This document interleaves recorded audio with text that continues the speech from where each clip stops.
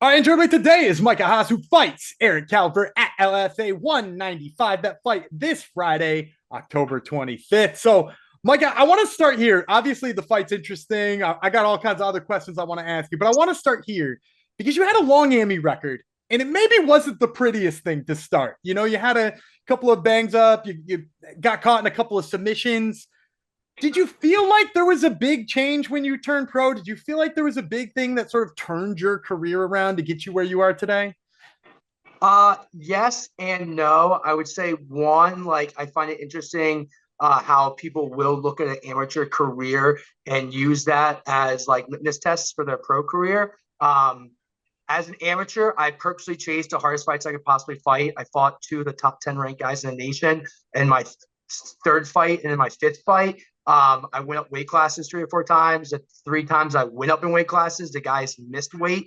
But I definitely was going through things during my amateur career, definitely the trial and error of being a fighter, but also just some health issues, some financial issues, some spiritual and some life issues that definitely pulled my attention and my focus away. But yes, I would say there was one thing that kind of transitioned me into my pro career. I had one win and I decided I was going to go pro after coming off a loss as an amateur. So I didn't have a huge background of confidence going to my pro debut against a tough guy.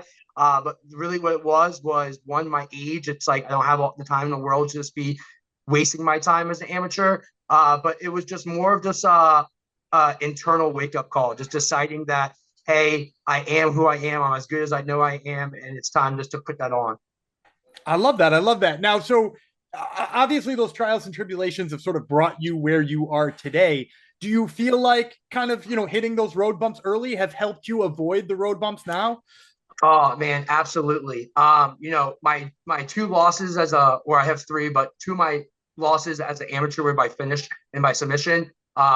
After that happened, I went back into the lab. And I spent 2 years just being non-finishable, and I'll let guys get in tough positions, and sometimes I do it purposely for their own purpose, my own purpose, for thinking they think they can finish me and let them tire themselves out. But I don't get finished. I don't get finished in the room. I don't get in positions anymore in fights, but I definitely toughened up through my losses as an amateur, and I'm happy I got them out of the way now. So as a pro, I can hold on to that. I love it. Now, I got always got to ask somebody when they have taken as many pro fights in a row as they have. Was the plan always pro fighting for you? It seems like you're trying to buckshot approach as many pro fights as you can right now. But did you always dream of being a fighter? Was this the plan all along? I think in the back of my mind, yes, as a 15, 16 year old, it was an ultimate dream of mine to be an ultimate fighter, be on the Ultimate Fighter show, to fight in the UFC.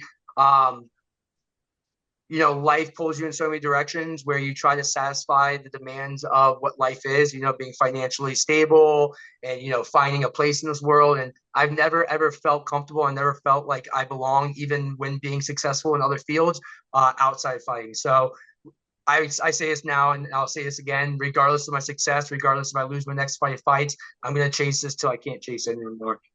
I love that. Now, is there something about fighting that makes you feel at home? Like, what is it about the expression of mixed martial arts that allows you to feel like that is where you fit?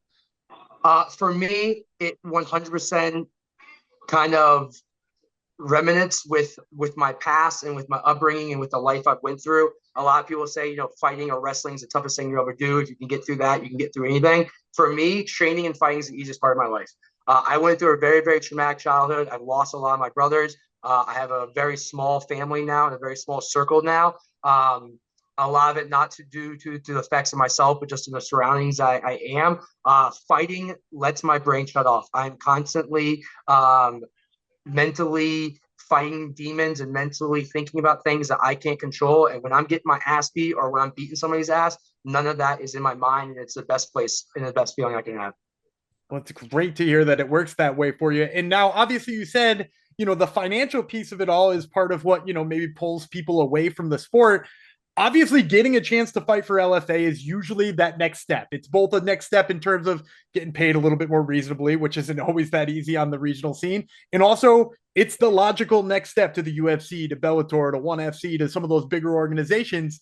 So when you got the call and somebody told you, hey, we'd like you to fight on this LFA show, Give me a little bit of the reaction. Was there a big sigh of relief? Is it, just grab the work pail and get back to work? What was sort of your reaction to getting in an LFA call? Yeah, I was absolutely everything you said. I was absolutely happy that I was finally able to get a fight. This wasn't the first time we tried to fight on LFA.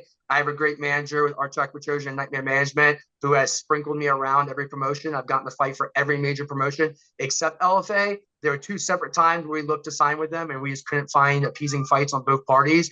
I think with this fight, we said yes to 6 guys for LFA. We said no to 1. We went back and we were looking at other promotions, and LFA finally found us this guy. To be 100% honest, I didn't necessarily think he would come through. I didn't think that this would be actually happening fight week. I'm still a little skeptic, but I'm super excited. I think it's a really good fight. I think it's a really good matchup. I think it's by far going to be the best matchup and the most exciting fight on the card, surely because 1, his finish rate, and 2, my murder rate. We both go out there and we hurt people. We know how to get hurt and keep hurting people.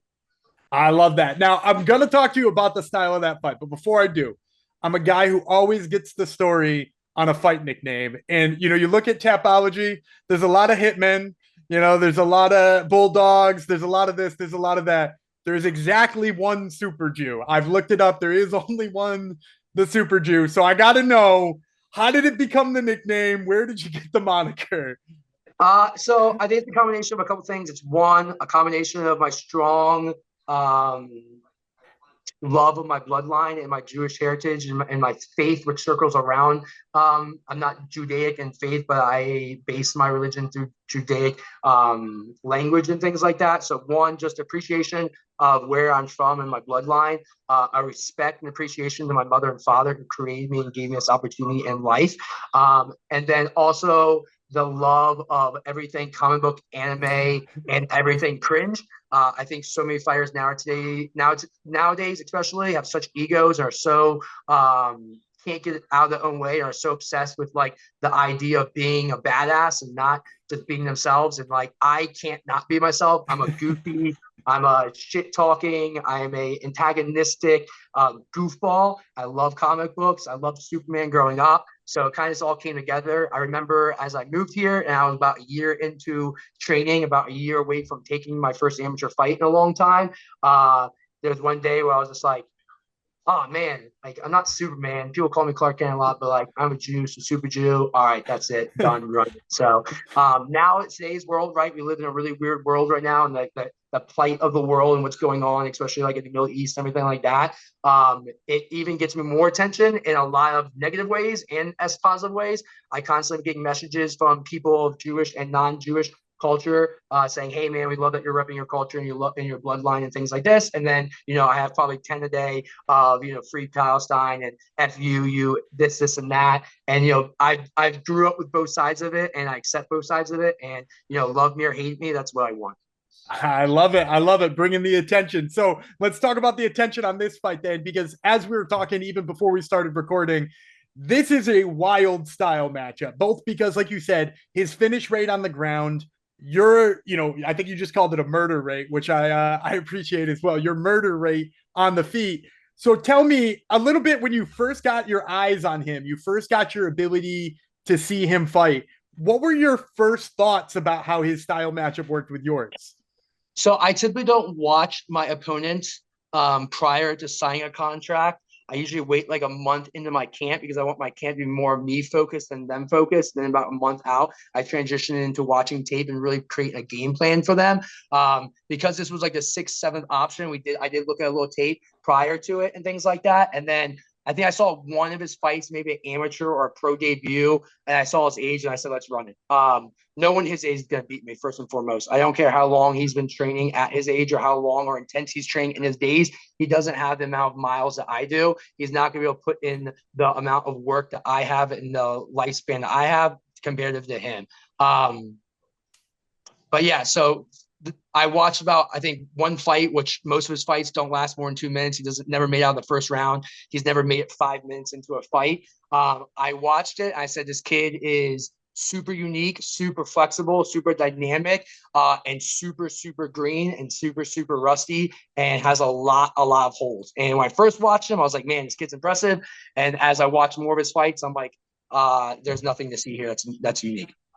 I love it. I love it. I love the confidence. And of course, that leads me perfectly to my last question. I always like to end these things with a prediction. So LFA 195, October 25th. Tell me how it ends. It ends in violence. So I don't have the greatest finish rate as a pro, but if you go and watch my fights as a pro, 1, they're absolutely exciting. 2, they're absolutely violent. 3, I'm absolutely dominating these guys. A lot of time I find myself dominating them and I kind of lose the enjoyment of winning. And I'm just like, man, I feel like a bully in these fights. I think I take down the gas a little bit. I now understand that I have to finish to get into where I want to go, which is the UFC. So I'm absolutely coming out to start this kid. I'm absolutely coming out to put him asleep on the floor or standing. I beat him everywhere.